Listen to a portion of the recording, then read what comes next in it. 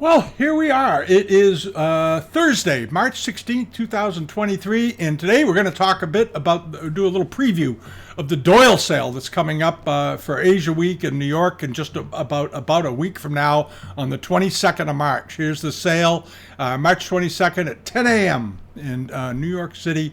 And it's a good sale. I talked to Rick Cervantes about the sale a bit. He's pretty happy with it. He thinks they've gotten some terrific things, some interesting things, and some very fine examples. And if you're a buyer and you don't typically shop at Christie's or Sotheby's because the estimates maybe are a little high and a little out of control at times, you can certainly shop happily at Doyle's. They get great things, and they have the same customers, of course, that the other bigger auction houses have. They come over there and they shop there just as much as they shop anywhere else. And there's some great things to look at, to go through. We're going to hit a few of the highlights, but I recommend you go to the DOYLE site. It'll be linked below the video here in the description area, and you can hop over there and browse around to your heart's content. Some great things. And the sale starts out, as they often do, with snuff bottles up front. And in this sale, they have quite a number of really nice hardstone bottles. Agate, jasper bottles, jade, of course, rock crystal, and so forth.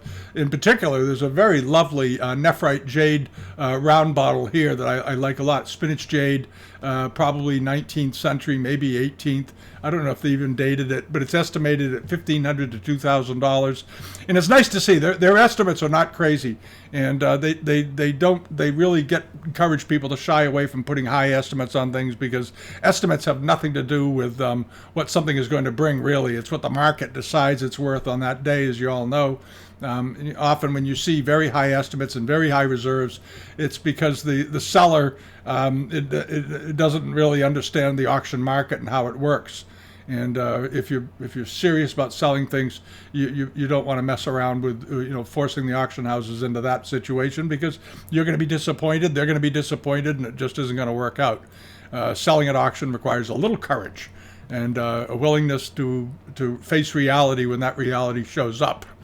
All right, now, because some things don't sell for what people think they're worth. Sometimes people get ideas in their head what something is worth, and it's crazy, and the auction houses can't convince them otherwise, and suddenly you end up with things that are overestimated and unsellable.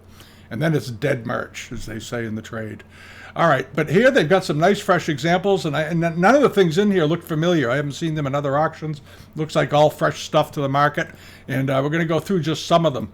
And I'm going to start with this. This series of paintings really caught my eye. It's a series of 6 China trade paintings attributed to the studio of Tin Kwa, and they are beautifully painted, beautifully framed. And I'm going to talk about the framing a little bit on these in a bit. But the condition and quality of these paintings is superb, just superb. Beautifully done. Here you have a courtyard scene. You've got a garden scene out in the Chinese countryside.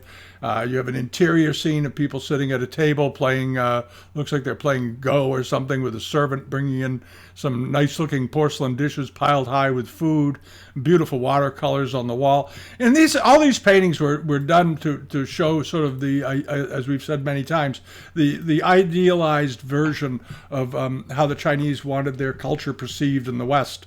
So they have scenes like this lovely scene with people again sitting at a table playing Go, and an attendant looking on, and a couple of women wearing beautiful silk robes. This was clearly a well-to-do Chinese family, and then they have these beautiful potted flowers and a fabulous terrace looking out over the countryside and so forth. And all of these are professionally framed, obviously. And the estimate is just $3,000 to $5,000 for the lot. And you got to keep in mind that and I'm not exaggerating when I say this, is the framing on these paintings probably cost $3,000, about probably $500 a frame.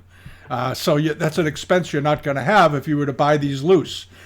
Sometimes you see these loose in albums being auctioned off, and they bring $3,000 or $4,000, and the buyer now is faced with the issue of getting them all framed up. And that can be a very significant expense if you're going to use high-quality frames, high-quality mats, as they've done in this case. And in this case, they picked a beautiful gray mat that works very well with the interior walls. You notice how the colors pick up on one another, and it worked out really well. It was just I think that's a great set. If you're in the position to buy them, buy them. All right, and then over to this, a summer robe with 9 dragons on it. Qing Dynasty, obviously, 19th century. And what it has going for it is the condition. This thing looks like it's an absolutely pristine, original condition. I don't see any wear. I looked at this very carefully. I couldn't see any pulls from having been worn. The closure area here, the panel, looks nice and neat. I don't see any loose threads hanging off. The colors are still vibrant and strong. The gilt threads for the dragons, I don't see any bits of it hanging off. It looks great. And the estimate is only $2,000 to $3,000. Now, what is it going to sell for? Probably $6,000 to $9,000. Somewhere up in there, but it may go for less. And if it goes for less than $6,000, it's an absolute steal. So if you're interested in silk and you like Chinese robes, get in there and leave some bids on this thing and try to get it. It's a gem of a robe. It really is. Really is. There aren't that many robes in the sale. There's other silks, and they're worth looking at, but this struck me as being the best one by far. And then this, a very nice Chinese Taoist school Ming Dynasty painting. It's very large, 63 inches in height, framed. And this old frame looks like it's from about the 1920s or 30s, this white painted frame. But it's a very lovely painting. Beautifully detailed with acolytes and so forth, very much in keeping with the Taoist school. And it's 16th or possibly 17th century. It could be older. These are notoriously difficult to date. It could be from the 15th century. But it's an excellent, excellent painting. And estimated, as I said, at $10,000 to $15,000. And then moseying over to this is something you don't see every day. When was the last time you saw a Yuan to early Ming Dynasty tray? And this is a beautiful porcelain tray. And it's 15 inches square, and it has a crack through the middle. Because the reason you don't see these trays very often is pretty simple. They crack easily. Obviously, they're big. There's 15 inches. It's very heavy. All it has to be done is put down on a tabletop or some surface a little too hard just once, and it's going to crack it. But the decoration on this is terrific. I love the pairing of the geese, or the ducks rather, in the middle. And this is a pattern that you see on Yuan Dynasty plates and on Ming plates. And then in the corners, you have rondelles with bats, dragons. This is what is this? Looks like a phoenix or something, and another bird up, and another phoenix in the corner. And then this vine decoration running around it. There's a good photograph of the back that you can see, and you can see where it cracked up the back at one point. Looks like a very old repair. It looked like it cracked 200 years ago, and they fixed it. But that's the back. It's really good. If you own this, if you bought this, you'd get a really good chance to study the paste, how it would appear after having been fired in a kiln at the period, which is crucial to dating things.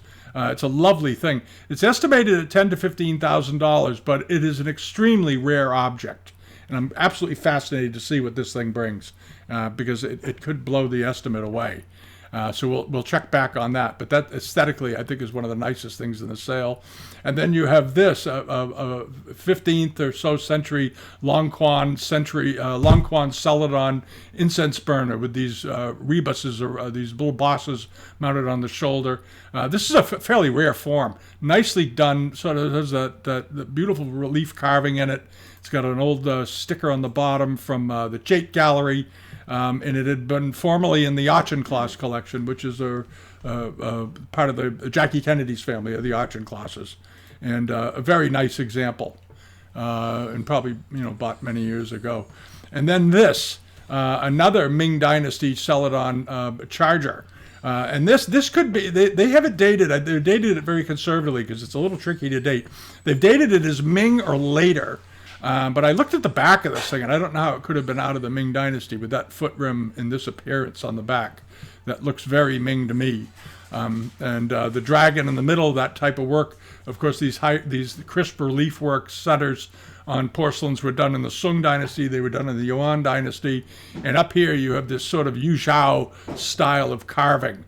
That you see on the old Celadons from the even, well, they started doing them in the Sung Dynasty and also in the Yuan and early Ming Dynasty. And I think that's where this plate probably dates from. I think it's probably very early Ming, or possibly before, but it's exceptional. It's 17 inches in diameter. I don't see any damage to it. It looks like it's in great condition. I think that's just where the glaze went dark up in the corner. I don't think that's a repair. Of course, get a condition report. Always get condition reports. And I love the lotus leaf around the back. And this is only estimated at $2,000 to $4,000. It's going to go beyond that. It's going to go beyond that. I kind of expect it to bring, 15 to 20,000 maybe. There we go. But it's a nice example. It's a gem of an example. Yeah, dropped my mouse. All right, and now over to the Felajar. They featured this in some of the advertising for the sale, and it's Felajars are they turn up fairly often, but really fine ones don't turn up very often. And this one is extremely fine. And if you've spent any time studying it and you've been wanting to own a great piece of Felajar from probably the 16th century, this is something to look at. Notice the glaze. Often on Felajar pieces, you'll notice that you'll recall that the glazes are often chipping and cracking, and it's not held up terribly well over the years. Even though they're very attractive and all that, they tend to have problems when they're fired, and then those problems become more evident as time goes on after they're fired. This one, the glaze is remarkably tight, and the carving and the surfaces is beautiful. Here they are, a bunch of fellows sitting around playing Go, nicely colored. This one, the one on the left, looks like he's rolling his eyes at someone. And there's a beautiful turtle at the bottom, and then you have, of course, the crashing waves around the base and so forth. And it's very attractive all the way around. And then you have a procession of figures moving across it here, carrying scrolls and rue scepters and all this other business. But it's a spectacular looking jar, I think, as far as the quality goes. It's 13 and a half inches tall, and I think it's going to do better than the estimate. I expect it'll probably bring 20 or 30,000, but beautiful example and in very fine quality, and that's what'll sell it. And then this, another interesting 17th century jar. This one is dated as, how do they date it? Transitional period, which is right. Sometimes they date them as early Kangxi. This one they feel is transitional. And what's interesting about it is that its size. It's 9.5 inches tall, which is unusual for these because most of them in this form, this shape of jar with these high rolled out shoulders like this, tend to be bigger. They tend to be 12 to 15 inches in height. And this was a much smaller one than usual. And usually when they do the ones under 10 inches, they use a slightly different shaped jar. So this has the same shape as a large jar. And it's a depiction of immortals, which is quite unusual on transitional wares. You don't see this kind of scene very often. And here you have a group of immortals, eight Taoist immortals on the ground. And then on the upper left, you have the figure Xiao Lu floating, ascending on a cloud, coming in or going down in the scene right here, outlined with the cloud is defined by these red sort of squiggly lines. But very nice underglazed blue decoration. It's got a little bit of chipping around the rim, which is completely normal for these. Last time it was sold at Christie's at the old Kensington operation back in 1999. So it's been off the market for 24 years. See how it does this time. The estimate's very reasonable. It's estimated at just $2,000 to $3,000. I suspect it'll probably get up more in the $5,000 to $7,000 range. But we'll see. If you can get it for the estimate, you got a heck of a buy on your hands. That's all I can say. If you can buy anything in the sale for the estimate range, I think you're getting a steal because the estimates are very reasonable and it will encourage competition. But get in there early and leave bids. And then you have this. This is a heck of a thing. It's a triple gourd Kangxi vase with this cafe au lait bottom. But what's really unusual about it is the cafe au lait area is a little bit lighter than you typically see, and it's enamel decorated with gilding. And you don't see that very often on these. They don't often decorate the cafe au lait area like this. And it has very good provenance. This, if you read down at the bottom here, it had been sold originally by C.T. Liu with a label, and it went into the J.P. Morgan collection. It's still got the number on it, and J.P. Morgan's collection, as you know, was fully cataloged. There's a book out on it, and you could look the piece up if you wish. And the labels are still on the bottom right there. C.T. Liu, Morgan collection, and so forth. That's gold right there. That's what you want to have and what you want to keep on this piece. Now, it looks like it has maybe, you want to get a condition report because it looks like it might have had a little restoration up on the top, up around that rim. You want to check that out. but I don't think it doesn't seem to be too severe. And sometimes when they did restorations on these types of porcelains back in the day, for a hairline they'd spray paint half the thing. It was they were pretty crude about it. So very often you can undo that old repair and just get it cleaned up a little bit. It's estimated at just $1,000 to $1,500. It also is 9.5 inches tall.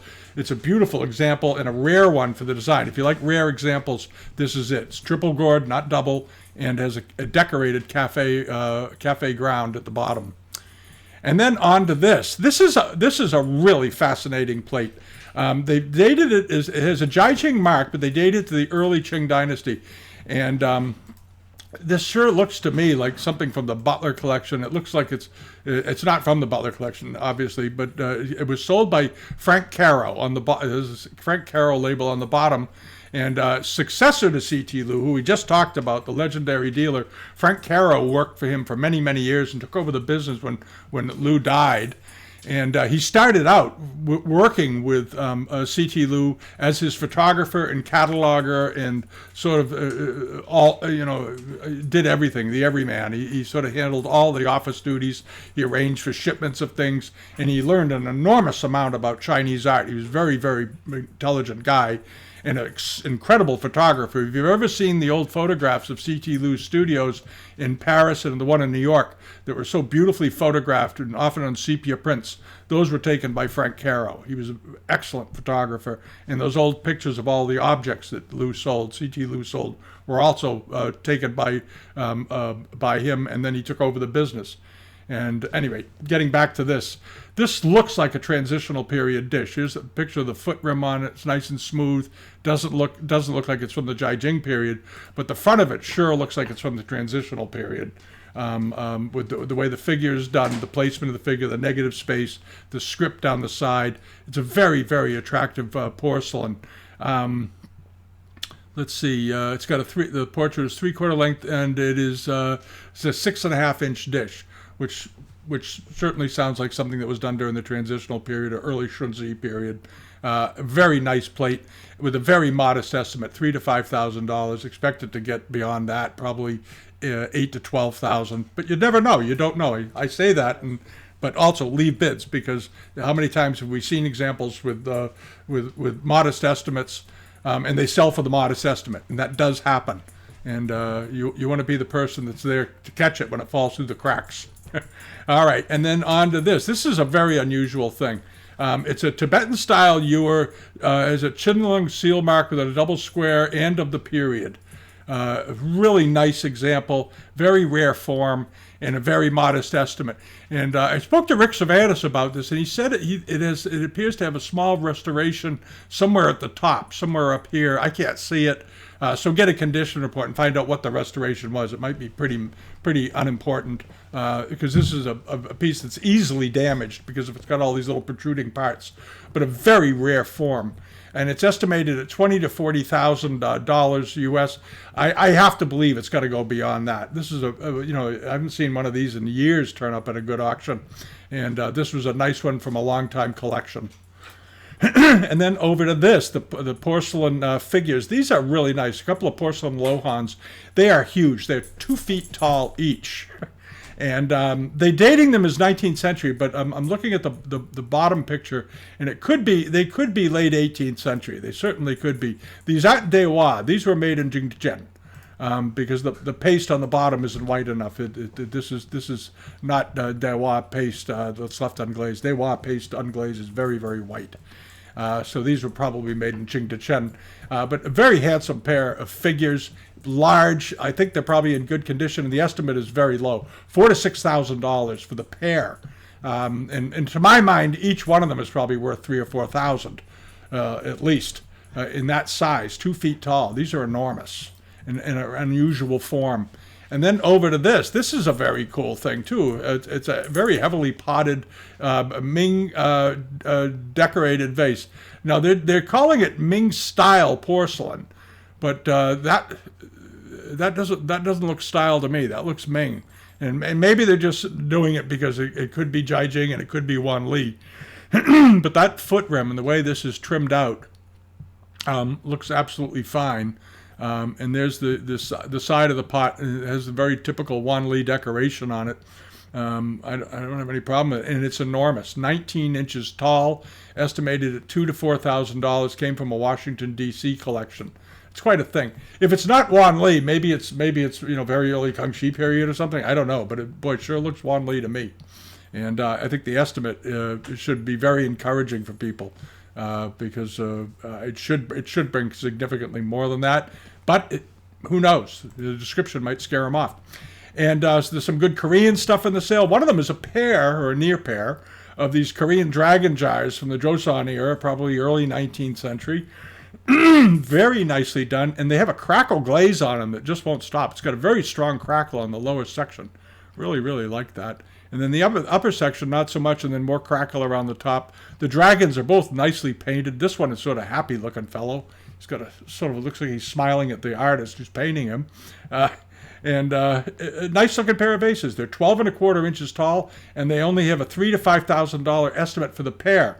And these vases lately have been bringing $4,000 to $6,000 a piece in most auctions, sometimes $7,000 or $8,000. So even on the low end, if they bring $4,000, these should bring in $7,000 to $9,000 for the two. But we'll see. If you're a Korean buyer, you might want to jump on these and take a shot. The idea is to always take a shot. Always, leave a bid, even if you think it's stupidly low, because we've had many, many cases. I hear from people all the time that said, "Oh, I left a bid. I never thought I'd get it, and I got it for nothing. I was the only bidder, or I was the second bidder." Because it can happen. It can really happen in auctions, especially if the room gets distracted or the stars align and suddenly you've got a fabulous buy in your hands. And then there's this very nice Chinese school port painting of the Bund in Shanghai. Beautifully painted. It's been relined, but nearly every China trade portrait around, a port painting like these port paintings were always relined and cleaned up because of the curling and crackle problem with their paints. But this one is very nice condition. This is a beautiful example. And notice it has an American ship in the foreground, which will drive the price. When these paintings, typically when they just have European ships in them, they bring one tier of pricing, throw an American ship and an American flag into it, and there's an American trading frigate, probably from Salem at the time, or Boston. Estimate $4,000 to $6,000, which I think is very, very reasonable. And this is a good size painting. It's 18 by 30 inches. So it's a good size picture and looks to be in excellent condition with its original frame. Those are the frames they used to put on them. These beautiful hand-carved frames. Excellent quality.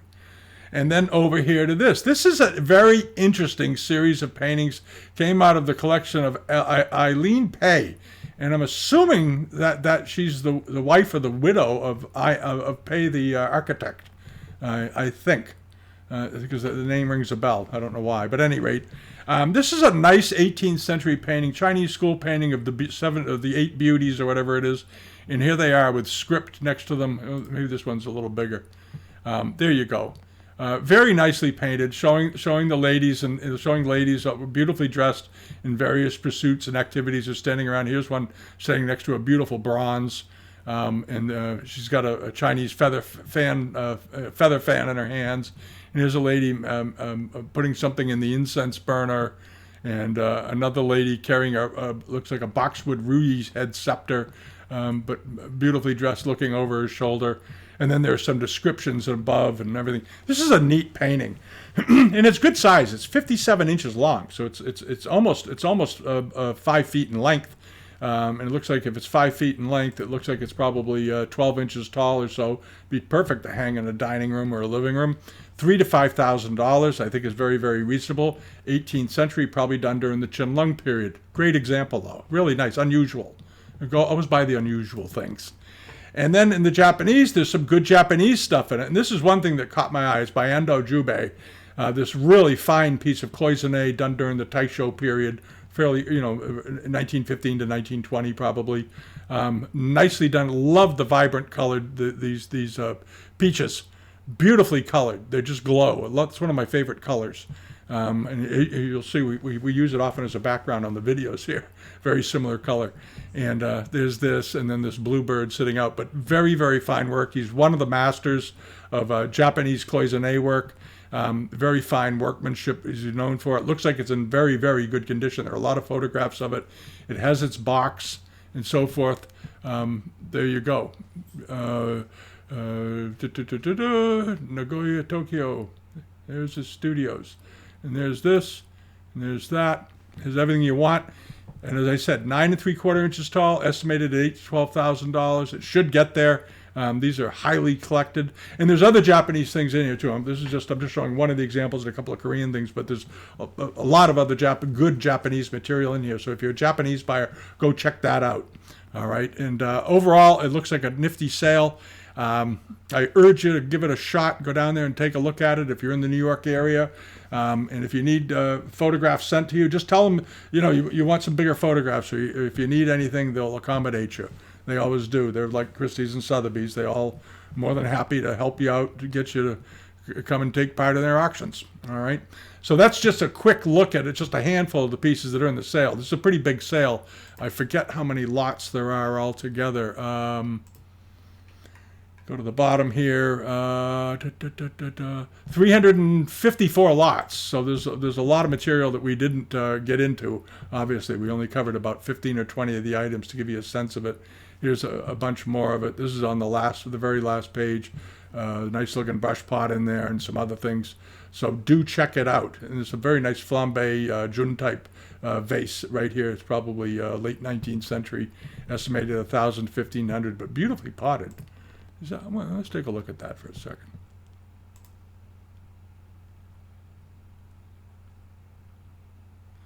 It's a nice looking jar. It's late Qing to Republic. Okay, that's what I was right. Just double checking myself there, but this is very attractively done, very nicely potted vase. Anyway, so do check it out and register early. Ask your questions as soon as you have them. Don't wait until the morning of the sale, because they won't be able to do much at that point. Day of sale inquiries are very hard to fulfill for all the auction houses, because they're just up against it, so to speak, getting ready. So give them lots of time to respond, get condition reports early, and good luck with it. Good luck with it, and let me know what you got. All righty. Have a great week. We'll be back tomorrow with the regular weekly video before we go away on vacation. If you haven't subscribed yet, please do. Leave a thumbs up. Leave a comment. I love really reading the comments. I don't always respond to them all, but I do read them all. I do read every one of them, and I enjoy the participation. It's terrific. Okay, everybody, see you tomorrow, and good luck with the Doyle sale. All right, and don't forget Christie's, Sotheby's, and Bonhams. They've all got stuff going on too. Okay, bye-bye.